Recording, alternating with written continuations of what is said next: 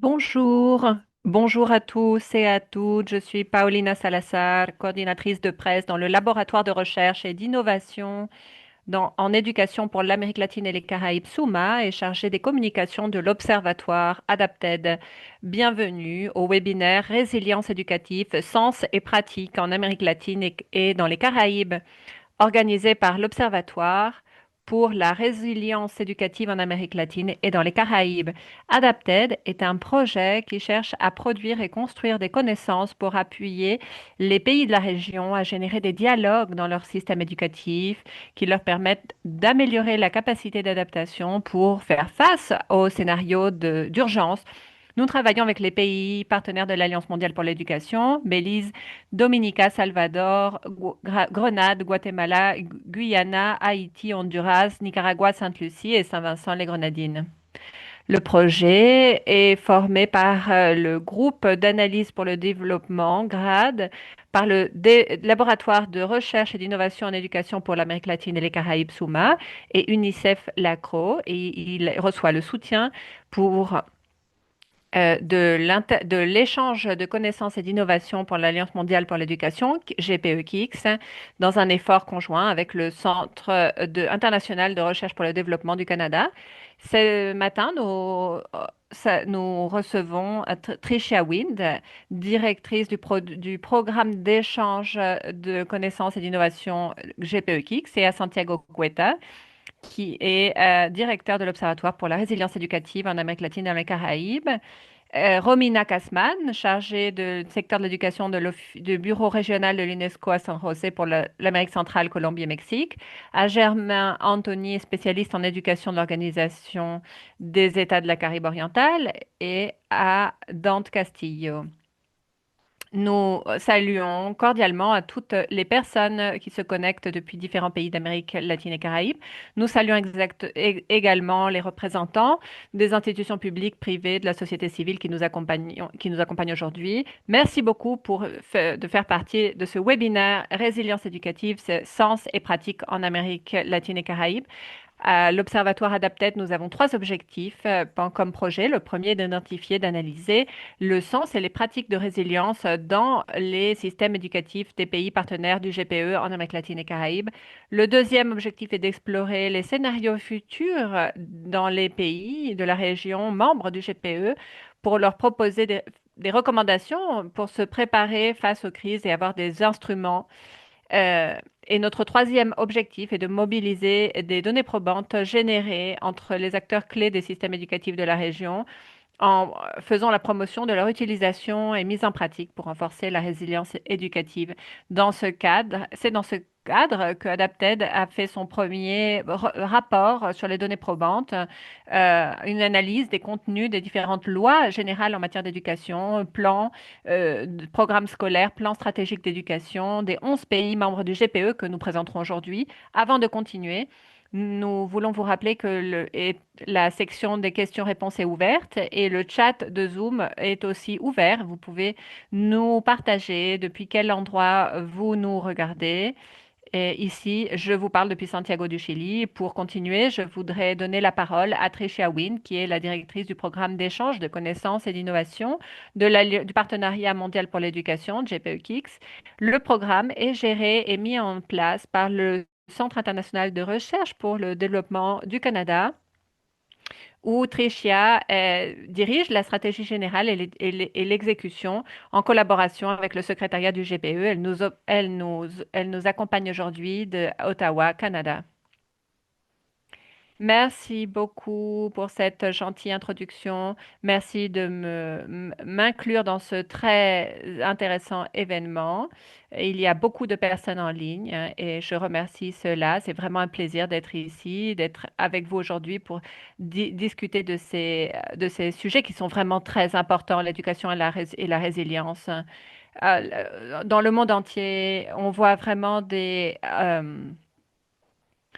conflits et des perturbations, mais aussi un un grand potentiel lorsqu'on pense à des choses, par exemple, comme l'intelligence artificielle. Quand on parle de la région incroyable d'Amérique latine et des Caraïbes, on voit que, par exemple, au Guatemala, les tremblements de terre obligent le gouvernement à fermer des écoles.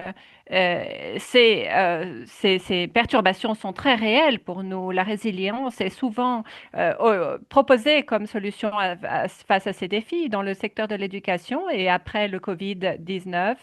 On parle d'une meilleure reconstruction en renforçant la résilience des systèmes éducatifs à niveau global. Et on voit que ces systèmes ne sont pas vraiment préparés pour faire face à des chocs. Cela étant dit, il y a peu de consensus sur ce que signifie la résilience des systèmes éducatifs aujourd'hui. Et donc, beaucoup de pays ont des mécanismes pour contribuer à la résilience, mais on voit aussi des obstacles pour les décideurs politiques afin de pouvoir construire de façon pleine de sens la résilience. Et c'est le sujet sur lequel travaille le GPE-KIX, le projet Adopted, dont vous allez entendre parler aujourd'hui, est une initiative clé. Il fait partie de la recherche pilote du GPE-KIX que Paulina a mentionné dans son introduction. C'est une initiative conjointe avec le GPE et l'IDRC Canada. Les significations et les pratiques dans les systèmes éducatifs du pays GPE dans le monde entier. L'initiative vise à faire des recommandations en matière de résilience et à construire des systèmes plus résilients et plus solides.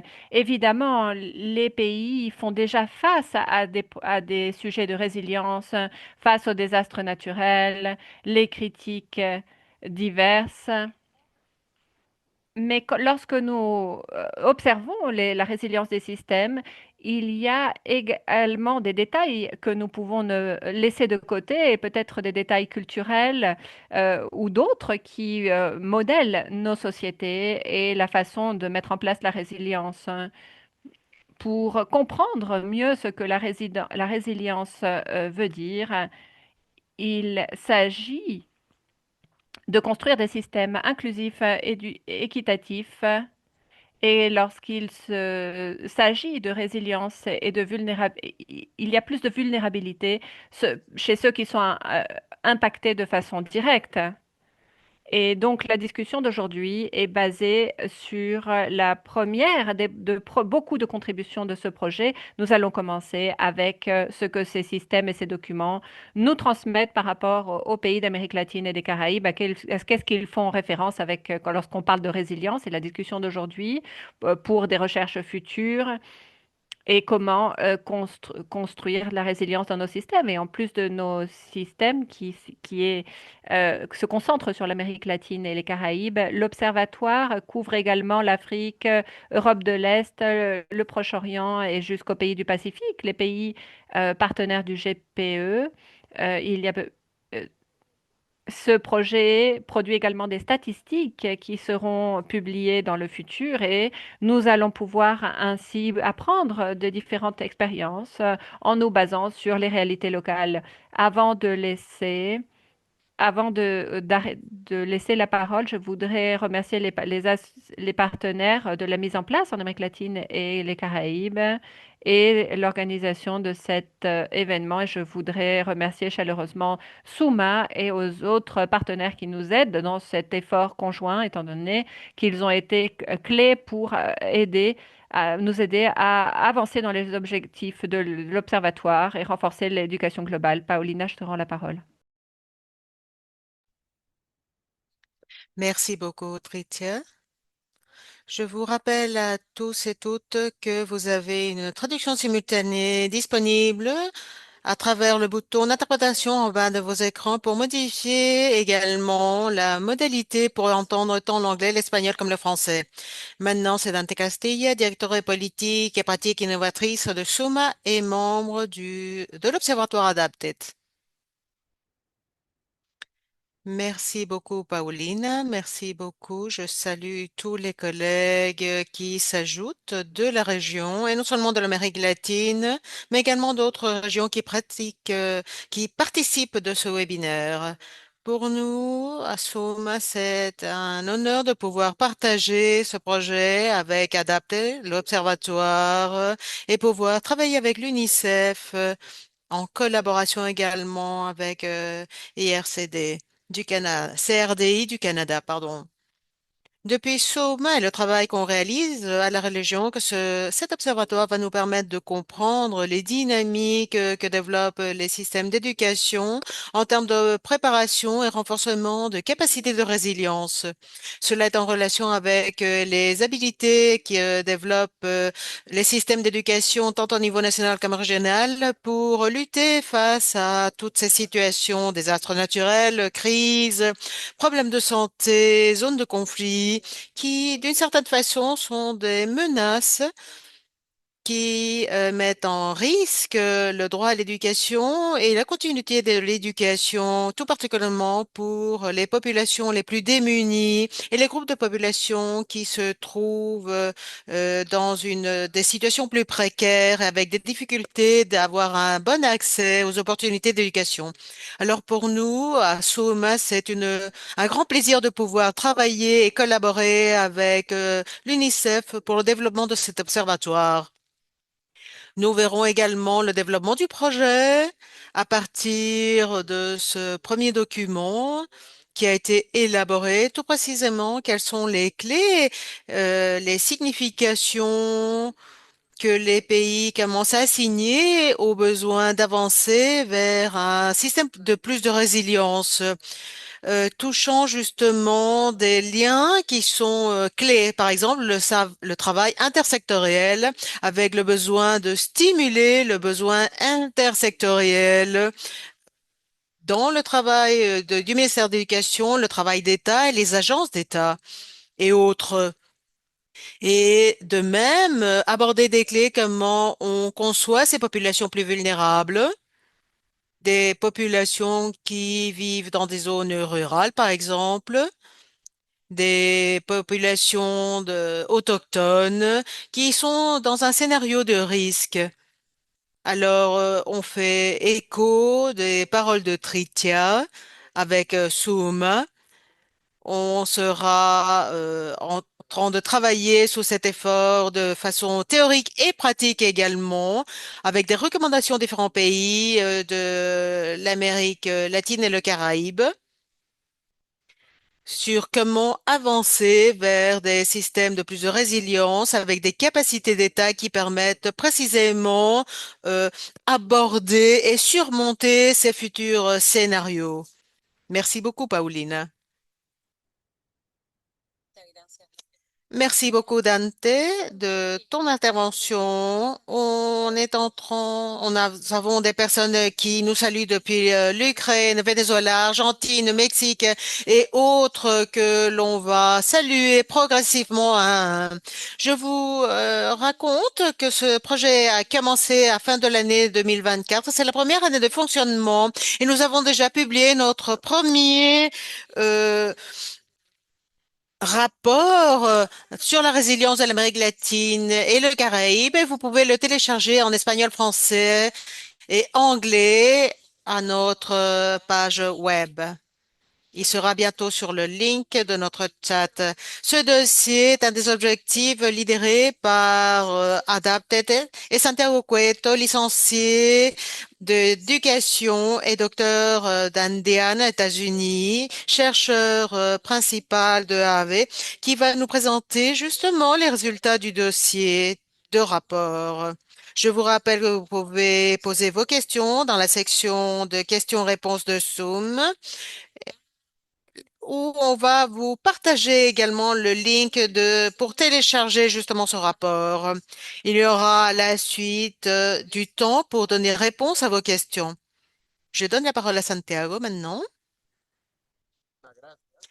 Merci beaucoup. C'est un grand plaisir d'être ici avec vous et voir qu'il y a des participants de tellement de régions du monde.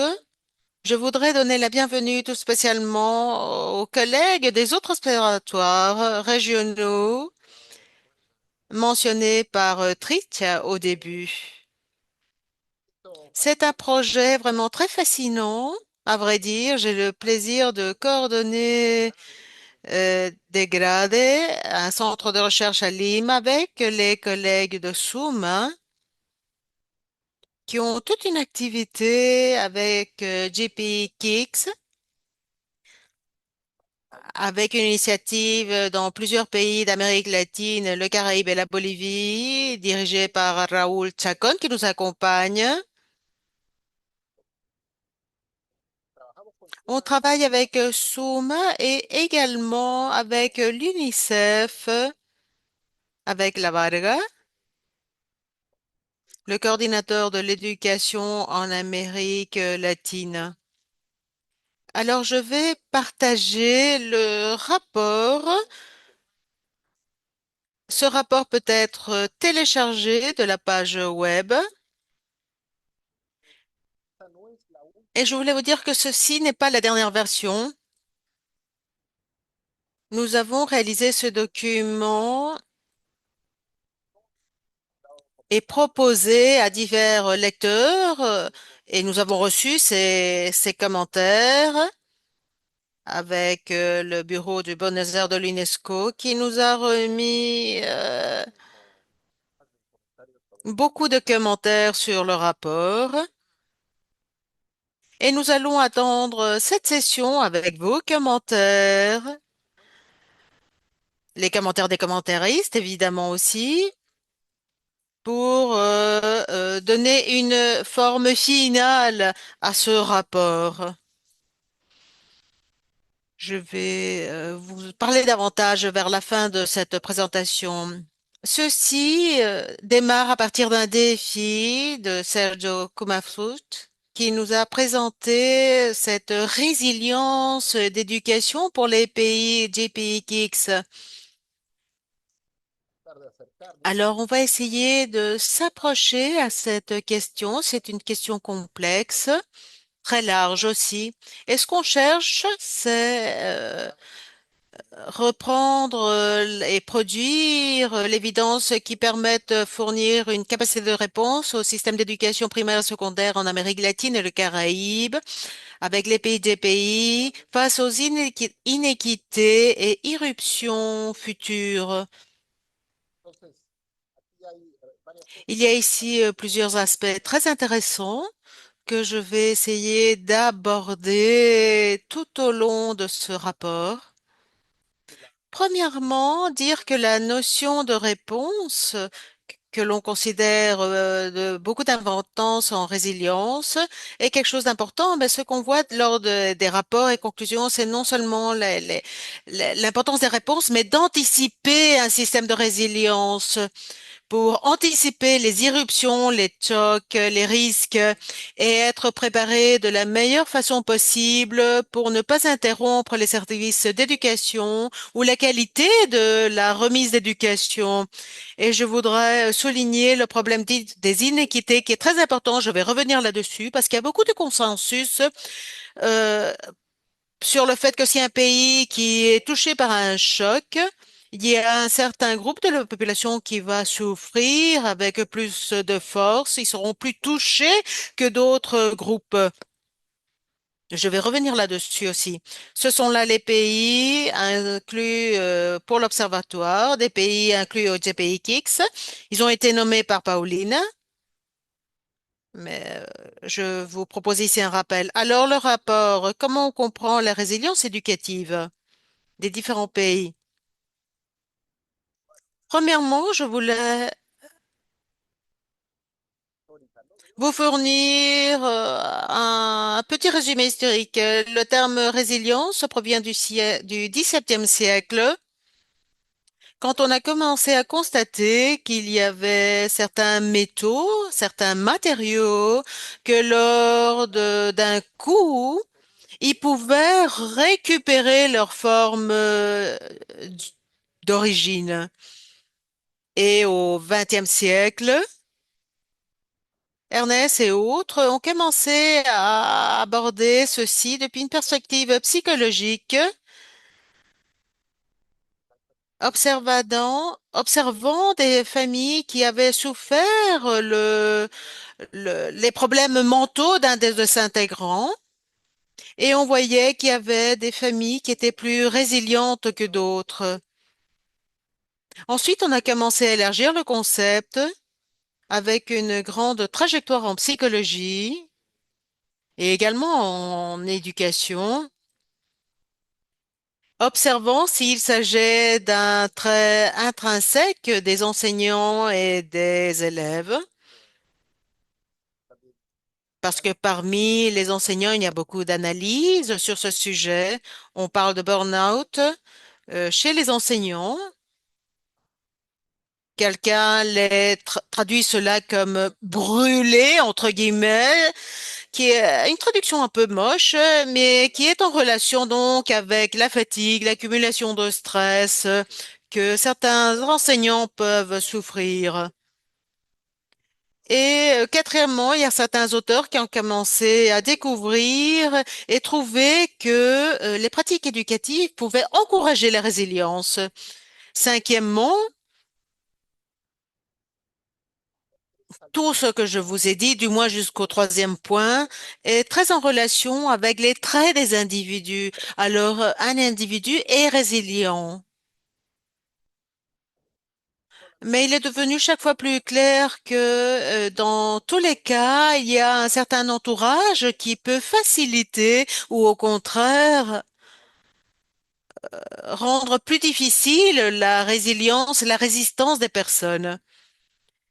Alors, les individus il ne s'agit pas seulement d'une qualité des individus, mais également du contexte qui devient plus favorable à la résilience. Et ensuite, dans le contexte de l'éducation, voir que ce ne sont pas seulement une thématique de l'individu, mais d'un entourage, d'un système d'éducation qui soit résilient. Alors, comment les systèmes d'éducation peuvent prévenir, fournir des réponses et ensuite reconstruire à partir de se reconstruire à partir de certaines éruptions.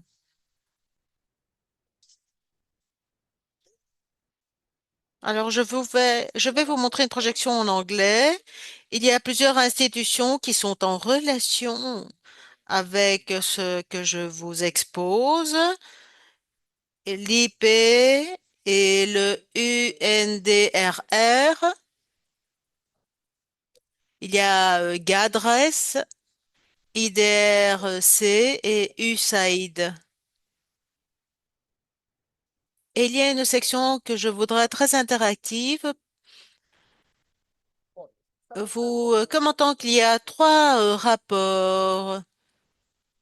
USAID, l'année 2020, a publié un rapport et IDRC, c'est-à-dire CRDI en français, a publié également un rapport avec la conception et définition du terme. Et finalement, vous voyez là King et Suriyama qui ont publié un volume en Asie de la Banque de développement asiatique l'année 2025 sur la résilience au niveau national. Et je demande à Lanza de copier ces trois références sur le chat si quelqu'un veut les revoir. Il me semble, il y en a beaucoup plus, mais il me semble que ce sont les trois plus générales pour comprendre le sujet. Alors, comment est-ce que nous pouvons définir la résilience éducative, la capacité des systèmes pour répondre, s'adapter, se récupérer face aux changements, menaces par l'interconnexion, le renforcement des structures, les processus et personnes, en faisant particulièrement attention aux groupes les plus vulnérables? De cette définition et en observant ce rapport, je peux suggérer qu'il ne s'agit pas seulement de répondre, mais que on voit toujours plus la capacité d'anticiper, s'adapter avant que l'événement ne survienne, par exemple dans les pays d'Amérique centrale et des Caraïbes, nous savons que les ouragans sont un phénomène pas seulement dévastateur, mais on connaît la saison des ouragans et on peut donc anticiper, et c'est ce que font la plupart des pays de la meilleure façon possible pour limiter les dommages dans le système éducatif. Et ensuite, ce mot se récupérer, lorsque nous avons fait beaucoup d'entretiens, nous avons parlé avec certains des experts qui sont ici avec nous. Ils nous ont dit se récupérer.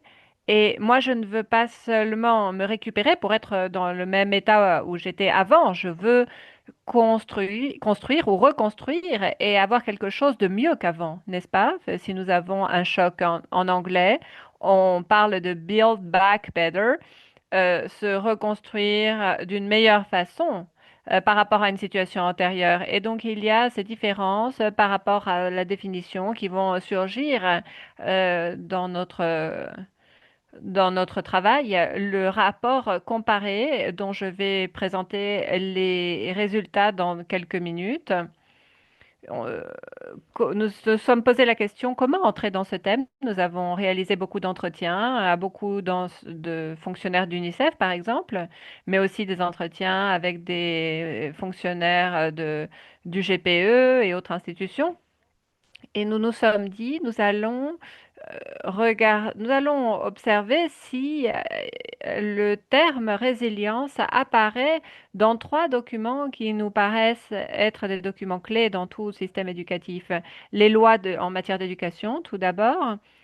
Euh, les années considérées sont donc entre 1982 et 2022.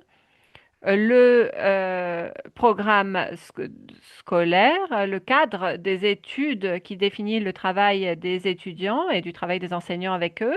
Et finalement, troisième point, le plan stratégique d'éducation, qui sont plus spécifiques que les lois en matière d'éducation parce que ils spécifient ce qui est attendu dans une période, par exemple,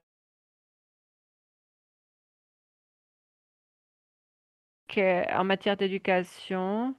Nous avons cherché les plus récents. Je dois dire que nous n'avons pas trouvé tous les documents pour tous les pays. Si vous voulez le détail, vous pouvez regarder le rapport que vous avez et s'il y a un document que nous avons oublié, nous serons très contents de le recevoir si vous pouvez nous en faire la suggestion. Alors, qu'est-ce que nous avons trouvé? Le terme de résilience apparaît peu, il apparaît plus euh, dans, dans les plans stratégiques parmi ces trois points. Dans 11 pays, le terme résilience apparaît associé au climat, aux institutions, il s'agit de dire que quand on parle de résilience éducative, et je m'avance un petit peu par rapport à ce que nous allons dire après dans l'analyse, la résilience a à voir avec, non seulement avec le secteur de l'éducation, mais avec une interaction avec d'autres acteurs de l'État avec un mouvement de coordination horizontale. Il s'agit d'interagir avec d'autres niveaux de l'État et donc il y a une certaine coordination, une certaine hiérarchie, une certaine coordination verticale. Il y a le niveau des ministères, des bureaux décentralisés, le niveau des écoles et finalement le niveau des étudiants, des enseignants et leurs familles. Il y a cet axe donc et ces allées et venues. Et finalement, nous voyons une connexion qui va au-delà des groupes que j'ai mentionnés pour inclure dans beaucoup de cas le secteur privé, la société civile et plusieurs réseaux internationaux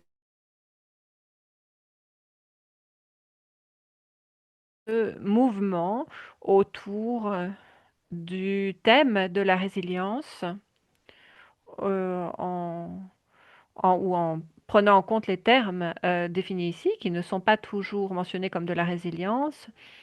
et qui nous font penser que cela peut donner des fruits intéressants. Et donc, nous avons trouvé dans les plans stratégiques, dans le programme scolaire dans un seul pays, nous ne l'avons pas trouvé dans les lois. Vous allez me dire, et vous aurez raison, peut-être que le terme résilience n'apparaît pas, mais il y a d'autres termes similaire à la résilience. Et donc, en regardant ces rapports, comme je vous ai mentionné auparavant, comme celui de l'USAID, de l'IDRC, qui a été réalisé dans le cadre de GPEKX, nous avons trouvé que des termes reliés à la résilience étaient ceux comme suit, renforcer, anticiper, récupérer, prévenir, atténuer, capacité de réponse, capacité d'adaptation et capacité euh, de faire face. Nous avons donc cherché ces termes-là et pas seulement la résilience en tant que telle, car ce sont des termes connexes.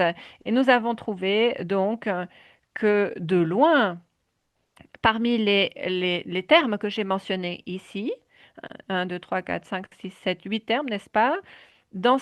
Parmi ces 8 termes, celui qui apparaît le plus est celui de renforcer. Donc, la résilience est souvent comprise comme un renforcement. Renforcer quoi? Je vais vous donner des éléments de réponse dans les diapositives suivantes, mais elle apparaît 458 fois, euh, 348 fois comme dans les plans stratégiques dans les 11 pays, dans les programmes scolaires 75 mentions dans 5 pays et dans les lois 35 mentions dans 5 pays. Et donc, renforcer quoi?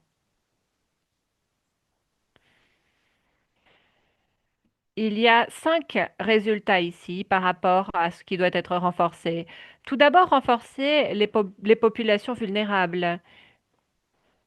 Et par population vulnérable, ici, nous faisons référence à des personnes et ce qui apparaît dans les rapports, ce, ce n- ce ne sont, par rapport aux études empiriques, il y a des populations en situation de pauvreté ou pauvreté extrême, qui vivent, des populations en zone rurale, populations autochtones, et il y a également une dimension de genre qui croise les catégories précédentes. En termes d'infrastructure, il y a une grande préoccupation par exemple, dans ce qui est en relation avec les ouragans, bien sûr, comme je l'ai mentionné auparavant, mais comme nous allons le voir ensuite, avec les inondations également, les tremblements de terre, entre autres phénomènes naturels. Troisième point, renforcer donc la formation des enseignants. La gestion, quatrième point, et la gouvernance pour avoir une plus grande agilité, adaptabilité et sécurité. Et enfin, la conception des programmes pour renforcer donc les capacités des enseignants, des étudiants. Et donc, renforcer était un terme qui s'emploie beaucoup par rapport à la résilience dans le domaine des défis et des menaces des systèmes éducatifs. Nous avons identifié donc ces menaces et ces défis et nous avons commencé par les désastres euh, naturels entre guillemets, mais nous avons consulté beaucoup de spécialistes et ils nous disent beaucoup que de dire naturel ne fonctionne pas beaucoup parce que dans beaucoup de cas, les désastres n'auraient pas, ne se seraient pas produits sans l'action humaine ou l'action humaine les aggrave. Donc, voilà, pour beaucoup d'agences, euh, ils utilisent juste le terme de désastre. Et donc, les ouragans, le changement climatique et les phénomènes de migration également. Le terme de désastre se trouve dans tous les pays et dans au moins un des documents examinés. Et enfin, troisième point, on observe une interconnexion entre ces termes et une interconnexion entre eux. Un désastre peut être lié avec une inondation, et donc ils ne se trouvent pas dans des catégories complètement séparées, mais ils peuvent avoir une dynamique complexe à comprendre. Les populations vulnérables, je pense que ce sont celles que j'ai mentionnées. Euh, et j'ai oublié l-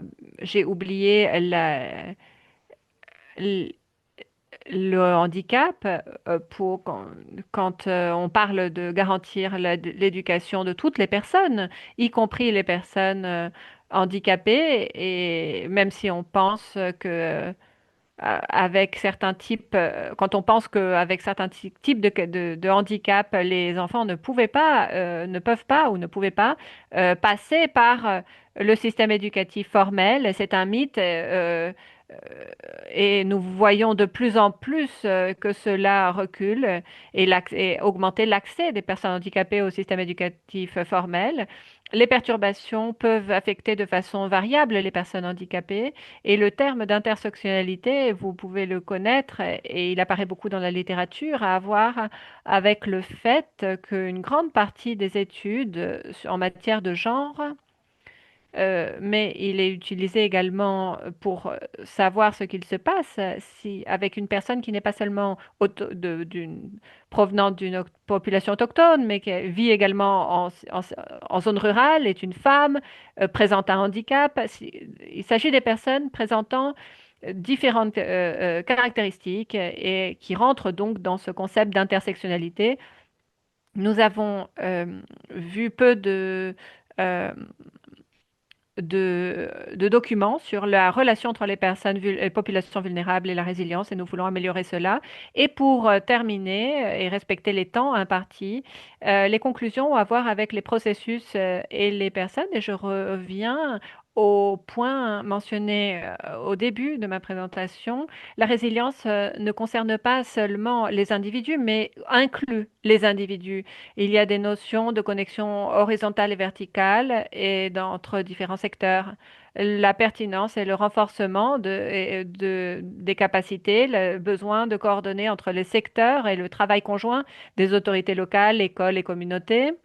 On voit ici que nous allons penser et développer au cours des rapports à venir plus de composantes pour inclure plus de composantes sur la coopération et et et la résilience au niveau des écoles, des individus, des familles, des enseignants. L'identification de risques et défis futurs est un élément clé pour améliorer la capacité de faire face de, de la part des systèmes. Nous avons eu beaucoup de discussions avec des acteurs du système éducatif et nous disent, lorsque nous leur demandons, lorsque nous demandons aux personnes d'Amérique centrale et Caraïbes, qu'est-ce que vous pensez, quel scénario pensez-vous qui vont augmenter dans le futur? Ils vont nous dire certainement changement climatique, désastre ou de façon plus spécifique, plus d'ouragans, d'inondations, de sécheresses. L'avant-dernier point est quelque chose que nous voyons peu dans la littérature, mais qui vient très directement de nos conversations. Lorsqu'on dit que les cours ont été interrompus, et qu'est-ce qui va se passer? Les enfants ne vont pas aller en cours, ils vont apprendre moins, mais plusieurs personnes avec qui nous avons eu des conversations nous disent qu'il ne s'agit pas seulement de cela, mais qu'il s'agit également de se préoccuper du bien-être des étudiants et leur santé mentale. Euh, il peut, il peut bien sûr, on sait que certains de ces désastres peut amener la perte d'un des membres de la famille ou peut-être une perte en termes de santé, de mutilation. Tout cela peut évidemment affecter la santé mentale et lorsqu'on pense à l'éducation, nous devons penser de plus en plus à la santé mentale et pas seulement aux capacités. La première, les limitations de l'étude. Je me rappelle d'une chanson très ancienne qui disait paroles et paroles et paroles. Évidemment, on analyse là des paroles et on n'analyse pas combien de tout cela tient lieu. Nous aurons donc un rapport avec les différentes thématiques sur les désastres.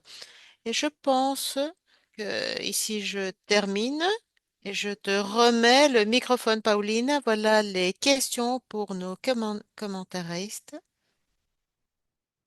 Merci beaucoup, Santiago. Si tu veux, tu peux ne plus partager ton écran. Voilà. Merci Santiago pour ta présentation, pour les trouvailles de ce rapport. C'est très intéressant et cela nous donne à penser sans doute. Nous avons réalisé la question suivante. À votre avis, vous pensez que votre système d'éducation est résilient?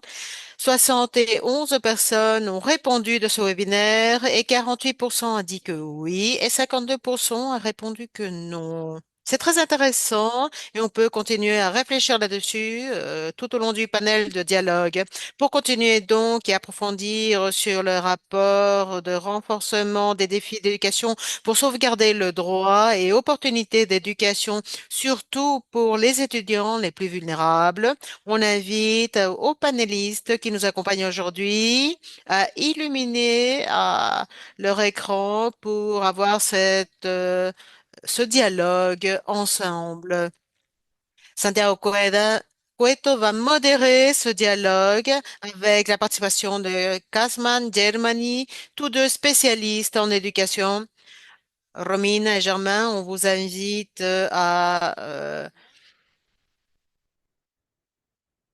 illuminer votre caméra. Casman a une éducation maîtrise de au George Washington aux États-Unis et une maîtrise en économie pour l'éducation et de l'Université de Delaware des États-Unis également. Il prend en charge le secteur d'éducation du bureau d'UNESCO San José pour l'Amérique centrale, Colombie et Mexique, avec représentation avec la Colombie, Honduras, avec représentation du Salvador, Nicaragua et Panama. Précédemment, elle était coordinatrice du programme régional du Bureau d'éducation pour l'Amérique latine et le Caraïbe à Santiago, où elle a également contribué à l'implémentation d'initiatives d'éducation pour la citoyenneté mondiale. Bienvenue, Romina. Germaine Anthony est spécialiste versée en politique éducationnelle avec une grande trajectoire d'initiatives régionales de l'Organisation d'État du Caraïbe oriental, spécialiste technique senior en gestion d'éducation de la commission de l'OEX, avec le lidérat de programmes de grand lidérat d'éducation inclusive, de transformation numérique, avec design et implémentation de systèmes d'éducation numérique et systèmes d'éducation. Merci beaucoup à tous deux, également à Santiago, pour ce webinaire organisé pour l'Observatoire et Résilience de l'Amérique latine et le Caraïbe Adapted. Vous pouvez poser vos questions, je répète, dans la section pour cette finalité.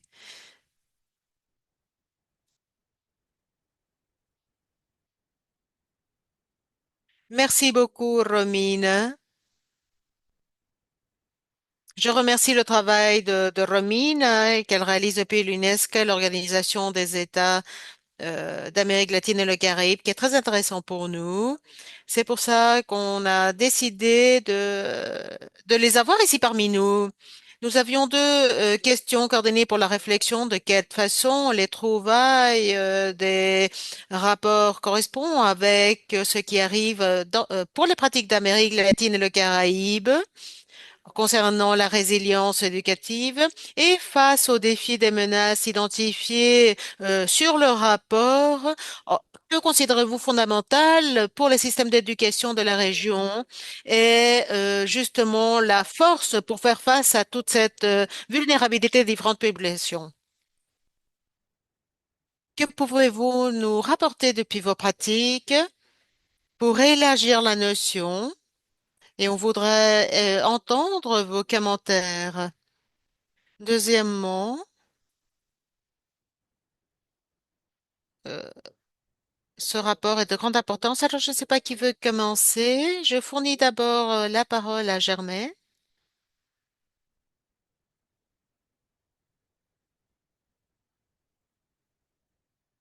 Merci Santiago et merci à vous tous afin de me permettre de parler là-dessus. Tout principalement provenant d'une chaîne de petites îles. La résilience est un sujet qui nous parle profondément, tout particulièrement à cette région. Merci Santiago de réaliser un travail d'excellence pour ce rapport. Il y a beaucoup à réfléchir là-dessus. Je voudrais commencer par établir, peut-être les gens d'Amérique latine ne sont pas tout à fait conscients, mais la population et la taille de ces îles est très petite. On parle de très petits pays avec des populations de 180 000 personnes maximum pour quelques-uns, 40 000. Il y a une île qui a moins de 10 000 personnes actuellement. On voit là également des différences en termes de ce qui est plus important en termes de résilience. Pour certains des pays les plus grands de l'Amérique latine, depuis le début, un des premiers sujets concernant le climat. Je voyais là sur le rapport qu'il y avait beaucoup de travail là-dessus. Alors je peux dire avec certitude qu'il y a un grand alignement de ce que l'on fait avec le rapport. Pour vous donner un exemple, à Dominique, en Dominique, la résilience est abordée comme une priorité systémique. Ce n'est pas une phrase de marketing pour nous. 2023-2024. On a essayé d'aborder la résilience pour qu'elle fasse partie de la structure d'éducation et afin de développer des systèmes. Tout cela est très important. Je ne vais pas aborder à nouveau COVID-19. On est tous passés par là et certains systèmes ont dû être reconçus. La Dominique est un des pays qui a fait face à un ouragan de catégorie 5 avec des vents de presque 160 milles par heure. Donc, vous pouvez concevoir la taille de la destruction qui a touché cette petite île. Ce rapport de capture, comment un pays comme la Dominique donne réponse à cette expérience, comprenant le besoin de fournir des changements dans sa structure avec des patrons pour toute la région. Parlant de l'importance de la résilience climatique pour les écoles, nous avons reçu la commission d'un rapport sur la conception pour des écoles résilientes. Et ce fut lors du COVID-19 que on a entamé ce dialogue. En ce moment, nous avons un micro-projet avec la Nouvelle-Zélande pour implémenter des formations et remettre des installations aux communautés autochtones en Dominique et Saint-Vincent pour encourager la préparation face à toutes sortes d'émergences climatiques.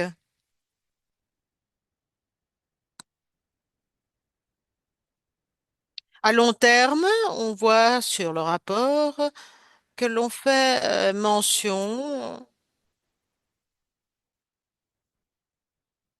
des essais de grenades pour avoir plus de résilience au niveau d'éducation. Je veux je veux souligner que peut-être le rapport pourrait parler davantage sur d'autres menaces comme celle du cybersécurité et la souveraineté de données. Je pense que cela a été mentionné, mais cela devient à chaque fois plus important pour la Caraïbe orientale, tout spécialement au fur et à mesure où on conçoit ces plateformes pour aider et encourager l'éducation et également pour implémenter des systèmes de formation gérés en éducation. Alors, on voit qu'en termes de cybersécurité, il faudrait aborder cela davantage. Cela peut toucher la résilience en éducation parce qu'il faut protéger l'information sensible et importante. Il y a un contrôle national et régional sur le stockage de cette information et sauvegarde de ces données également. Il faut savoir qu'il faut un certain niveau de confiance et continuité sur le système et inclure des mesures souveraines de cybersécurité stables et solides. Je te redonne la parole, Santiago, si tu veux éclaircir quelque chose. Non, c'est tout. Merci beaucoup, Germain. Il est effectivement très bon que tu aies fourni une dimension humaine à ces problèmes et sujets auxquels on fait face, surtout avec la réalité de la Dominique. Tu as fait mention au plan qui est très important. Je pense que c'est un exemple pour tous nos pays. Merci beaucoup. Maintenant, je vais commencer à parler en espagnol. On va donner la parole à Romina. On t'écoute, Romina. Merci beaucoup, Santiago. Vous m'entendez bien? Merci beaucoup. Je m'excuse parce que peut-être il y a du bruit de fond. Je suis à un café à Honduras. Je vais vous raconter par la suite qu'est-ce que je réalise ici parce que c'est en relation avec ce séminaire. Je remercie l'invitation et je veux féliciter ce rapport. C'est un très bon rapport et cela est très utile pour savoir comment cela contribue ou se reflète sur notre travail et comment cela me semble utile depuis l'endroit où je parle. Et bien souvent, on ne construit pas des concepts où on ne s'arrête pas sur le fait ou comment la pratique, l'évolution de la discussion peut produire des connaissances et expériences qui se traduisent justement sur de nouvelles connaissances. Et quand je parle de nouvelles connaissances, évidemment, une révision de la littérature, mais également penser critiquement sur ce que on est en train de lire, ce qui existe, et l'observer à la lumière de la réalité. Alors, parfois, on n'apprécie pas tellement l'appréciation conceptuelle. De quoi cela parle? Il y a des concepts communs, mais on commence pas à approfondir pour avoir une majeure connaissance. Alors, pour moi, en tant qu'organisme international et pour le travail que je réalise avec différents acteurs, avec la société civile, avec les facultés d'éducation, évidemment, avec les gouvernements, avec d'autres coopérantes. Cela est très utile pour nous placer tous, je ne sais pas si sur une même ligne, mais de moins avoir une ligne commune et nous encourager à reconcevoir, à réfléchir à nouveau. Je pense que ça, c'est très important. Je voudrais faire mention que malgré les transformations réalisés en éducation, que l'on voit dans les pays et avancements réalisés, peut-être de façon plus accélérée. À la suite de la pandémie, il y a un processus politique de réforme, de transformation qui donne compte d'un soulignement de l'importance de l'éducation sur le droit de l'éducation, sur sa continuité, son instruction, la qualité, évidemment. Mais malgré ces transformations, le droit de l'éducation est toujours sous menace. Et je pense que quand je lis ce rapport, je vois que cela nous fournit des lumières pour reconcevoir le droit à l'éducation. Et je pense que cela est fondamental. Comment on peut reconcevoir et réfléchir à nouveau sur le droit de l'éducation, non seulement sur la discussion et la défense. Qu'arrive-t-il quand l'éducation, le droit de l'éducation est sous menace, est interrompu, quand nous avons des problèmes climatiques, sanitaires, des conflits, des risques, des menaces, choses que, et là je vais aborder l'autre point, qui ne sont pas seulement des structures. Le droit à l'éducation peut être sous menace de façon structurellement, c'est-à-dire que structurellement, pour la résilience, il ne s'agit pas de conjoncture, il s'agit d'une structure, pardon.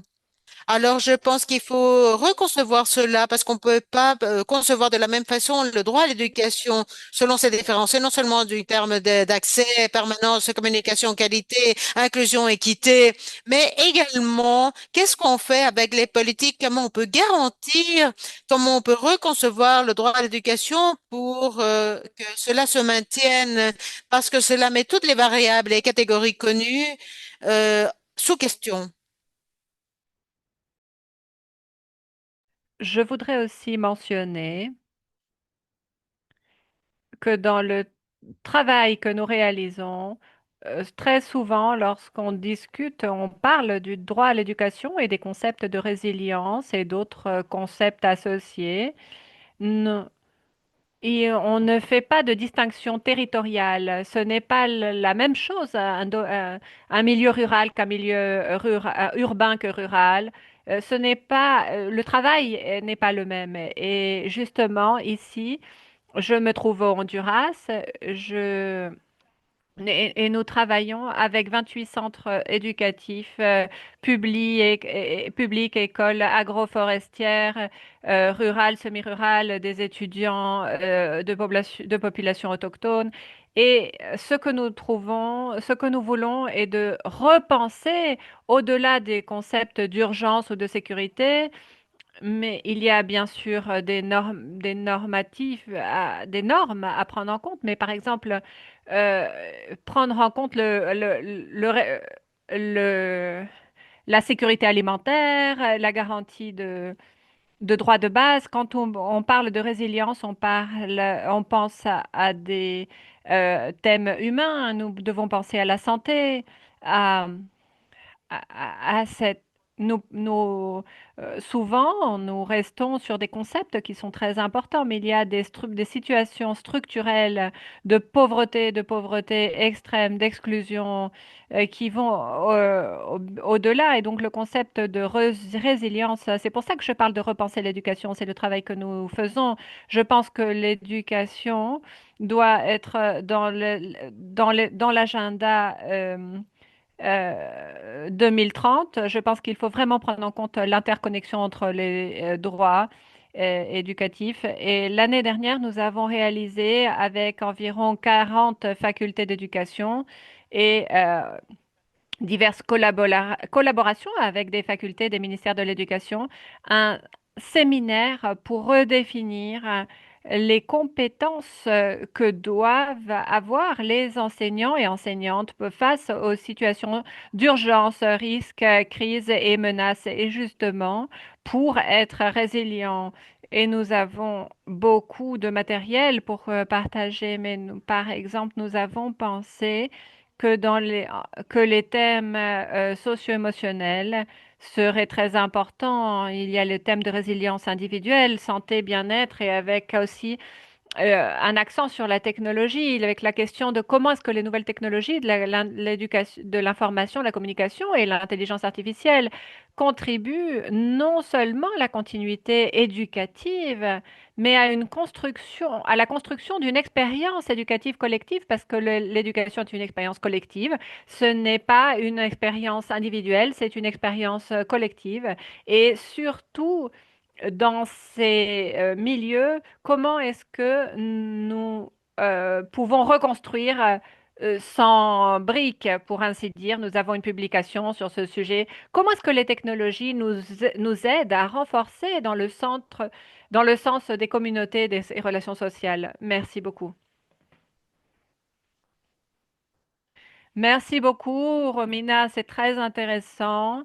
Euh, Tu m'as rappelé avec ta discussion sur le droit à l'éducation, le droit à l'éducation, que l'ONU, l'UNESCO sont de grands défenseurs de cette approche qui sont fondamentales, bien sûr, pour tous ceux qui travaillons sur des approches liées à l'éducation. Et beaucoup de gens répondraient qu'il s'agit d'augmenter la productivité économique du pays, d'améliorer les résultats des épreuves éducative, mais si on a une approche centrée sur le droit, on pense à tous les étudiants, en pensant également à certains groupes qui peuvent ne pas être si nombreux ou plus difficiles ou plus coûteux même en termes d'éducation. J'ai une certaine quantité, si j'ai une certaine quantité d'argent, et c'est une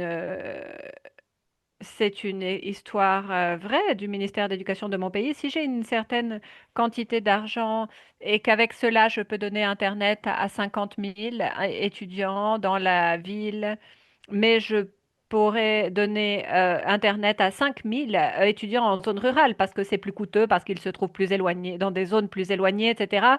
Alors qu'est-ce que je fais? 50 000 ou 5 000? Et les fonctionnaires, souvent, ont tendance à estimer que le nombre le plus élevé est préférable et cela creuse les brèches d'accessibilité et d'opportunités qui sont déjà importantes. Et j'ai beaucoup aimé la connexion le lien que tu as fait avec d'autres domaines comme la sécurité alimentaire, un thème qui commence à apparaître dans nos rapports, nos révisions de la littérature existante. Et en revenant sur le thème de la connexion avec les dispositifs, c'est devenu fondamental à une époque où les cours présentiels sont parfois impossibles. Il y a une opportunité, il y a une menace, n'est-ce pas?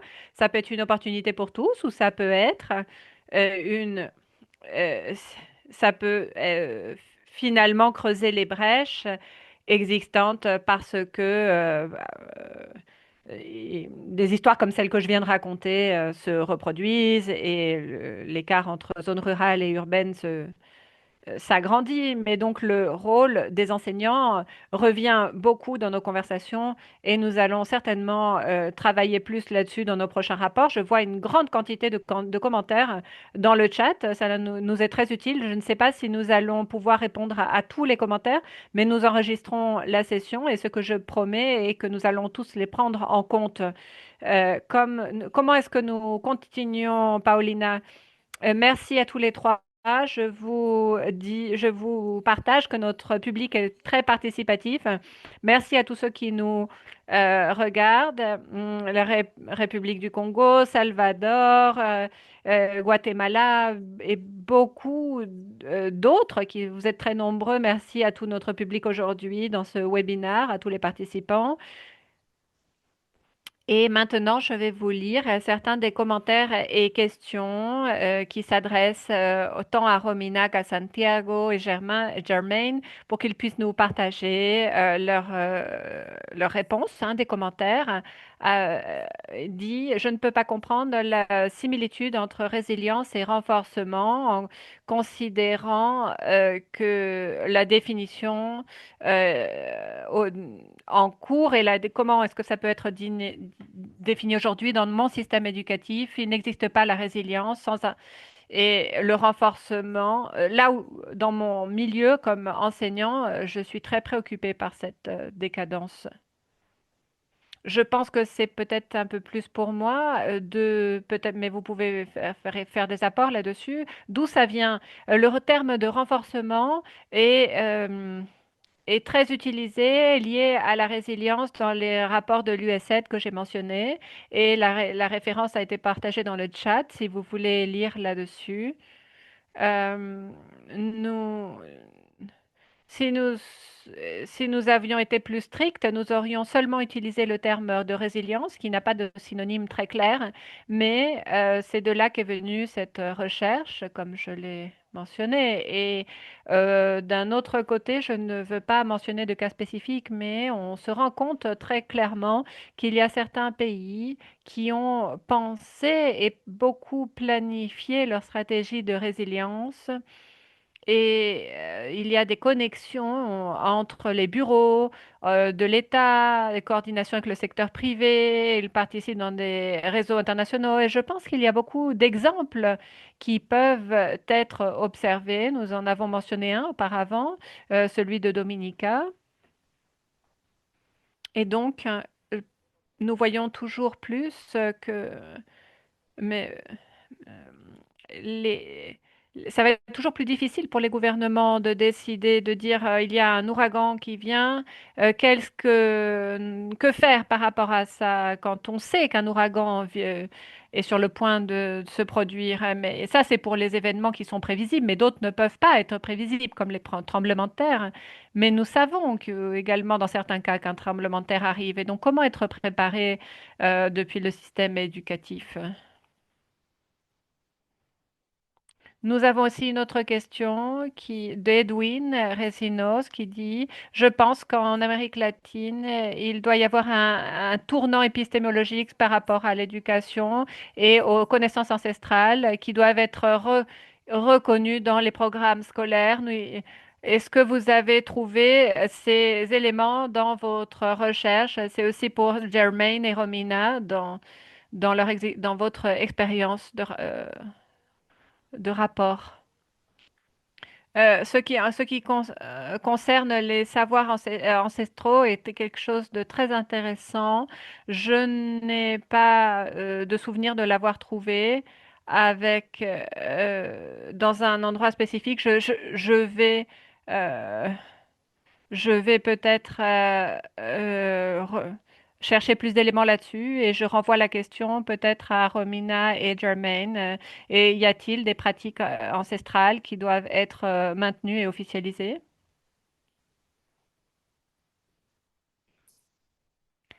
Oui, c'est une très bonne question. C'est une très bonne question. Merci. Je n'ai pas vu cela dans le rapport Santiago. C'est une préoccupation que les éducateurs et les parents peuvent avoir et à mesure que nous mondialisons l'éducation, certaines personnes sont préoccupées sur le fait que les jeunes puissent perdre leur culture ou leur identité ou leur héritage culturel et nous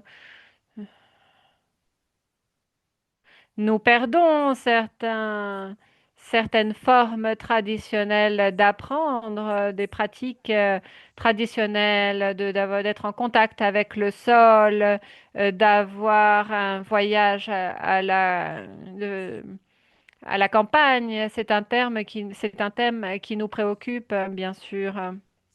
Mais en termes de préservation de la culture, il y a eu certaines étapes. Je peux donner quelques exemples.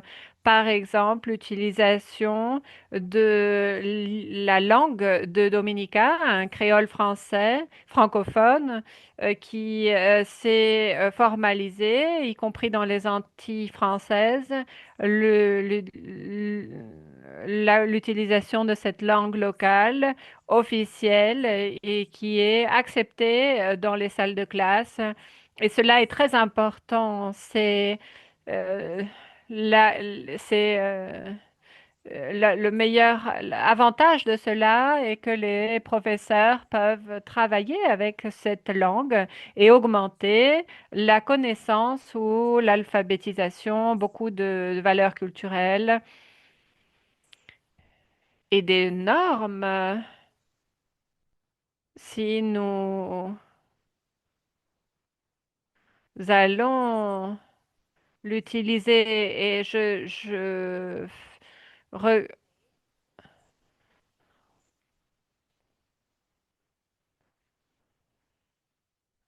il est toutes les grandes entreprises de technologie s'assurent que les enfants aillent à l'école Montessori ou où il semble que beaucoup d'écoles dans le monde utilisent une grande quantité de technologie dans les salles de classe.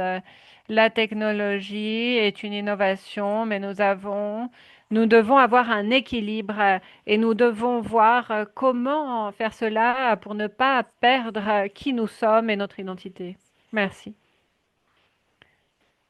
Et Romina, dans ton travail en Amérique centrale, où il y a beaucoup de populations autochtones, est-ce que ce thème est pertinent pour toi? Oui, bien sûr, c'est ce dont je parlais dans l'expérience que nous avons avec les écoles rurales forestières ici, qui se trouvent dans d'autres départements du Honduras, et la plupart des étudiants et des étudiantes proviennent de populations autochtones. Et donc, nous nous trouvons actuellement en cours de réalisation de plans d'adaptation pour les risques de désastres, crises, conflits, parce que plusieurs de ces écoles se trouvent dans des réserves de la biosphère, dans des zones protégées. Donc, nous devons prendre tout cela en compte. Il y a il y a travail avec beaucoup de secteurs du gouvernement, mais l'adaptation locale doit à avoir avec la reconnaissance des cultures, des traditions, des histoires et le contexte également d'exclusion, marginalisation et le contexte également de comment est-ce que les personnes euh, développent leurs capacités pour la vie, pour le travail. Et là, il y a le thème de l'alimentation, de la santé, parce qu'avec les pratiques ancestrales et la cosmovision, cela va avec. Il y a une prévention de maladies. Ces écoles, par exemple, ont des terrains disponibles pour la culture et pour cultiver la terre, et cela a à voir avec l'alimentation ancestrale, avec des modes de vie durables et donc, nous, on parle d'éducation verte, d'éducation pour le développement durable, mais ces écoles ont déjà cela incorporé dans leur cosmovision.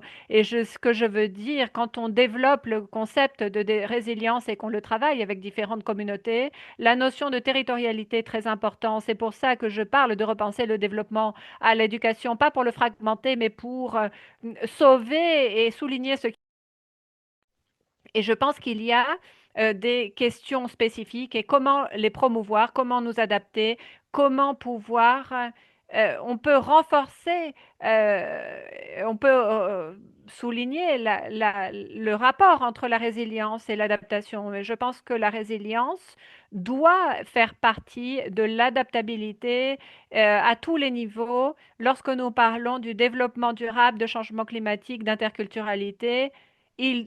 Cela doit être lié à la résilience parce que c'est la préparation. Ce ne s'agit pas seulement de se préparer à un événement, mais par les structures. Si on pense aux personnes plus vulnérables, où commence cette résilience, l'identité, la culture, les traditions? Comment s'adapter? Il ne s'agit pas seulement d'un concept laboral, mais d'avoir une vie digne. Comment est-ce que les communautés évoluent? Comment est-ce que comment est créé le milieu où la résilience peut avoir lieu?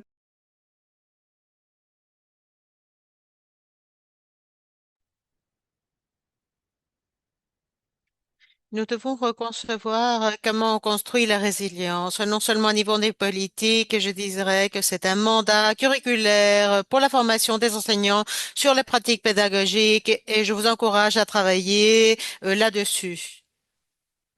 Merci beaucoup, c'est très important. Il n'y a pas de recette universelle face aux différents contextes. Il faut avoir une perspective des acteurs locaux et le contexte territorial.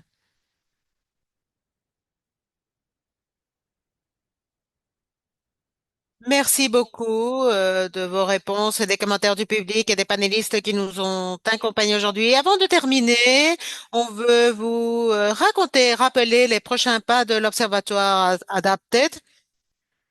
C'est le premier rapport de l'Observatoire, comme disait Santiago.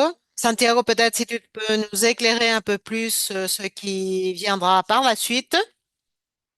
Lors de nos dialogues, une question constante est quels sont les grands sujets de la résilience? Quels sont les grands sujets de l'éruption éducative, l'inclusion éducative? Il y en avait cinq. L'un, c'est sans doute celui de comment réagir face aux désastres reliés au changement climatique. Et l'autre qui est très avancé.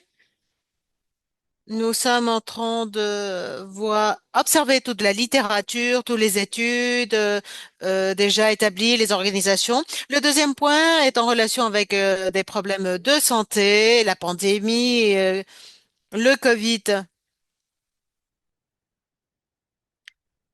La COVID-19, corrige-t-il, a eu un grand effet. Mais c'était pas un événement isolé à une autre échelle. Il y a plusieurs problèmes de santé qui peuvent advenir. Troisièmement, c'est ce qui touche en plus ou moindre de mesure les pays GPX. Quatrièmement, c'est la violence à différents niveaux. Violence au sein des écoles, mais également la violence plus organisée, pour ainsi dire, avec des groupes criminels qui touchent également l'éducation, les possibilités de s'éduquer avec plusieurs histoires. Et pour relier cela avec un autre sujet que j'ai mentionné, il y a beaucoup de personnes qui abandonnent l'école étant donné la violence. Et cela est relié bien souvent avec les cinq sujets que je mentionne. Et ensuite, ce sont les problèmes économiques. Lors de nos dialogues, nous avons trouvé que parfois les élections pour les représentants mènent à des éruptions des études durant la mise en question des résultats de politiques et crises économiques qui peuvent mener donc à des interruptions du système d'éducation. Alors, on va aborder ces différents sujets et je voulais vous montrer, on peut observer là l'adresse de contact en plus de la page web sur le chat. Vous avez là donc le courrier électronique pour maintenir la coordination entre nous. Merci beaucoup, Santiago, et à toutes et tous ceux qui nous ont accompagnés aujourd'hui. Souvenez-vous que vous pouvez visiter notre site web www.adapted-lac.org. Vous pouvez vous souscrire à notre newsletter et la base de données afin de recevoir toute l'information sur la résilience de la région. Alors, merci beaucoup à toutes les personnes qui ont posé des questions. Nous allons effectivement partager le rapport, de même que la présentation de Santiago et le séminaire. euh, Sera envoyé à tous vos courriers électroniques pour les personnes qui sont inscrites. Alors, merci à vous et tout spécialement aux interprètes français et anglais qui nous ont accompagnés durant cette journée. Alors, merci beaucoup à vous tous et bonne journée.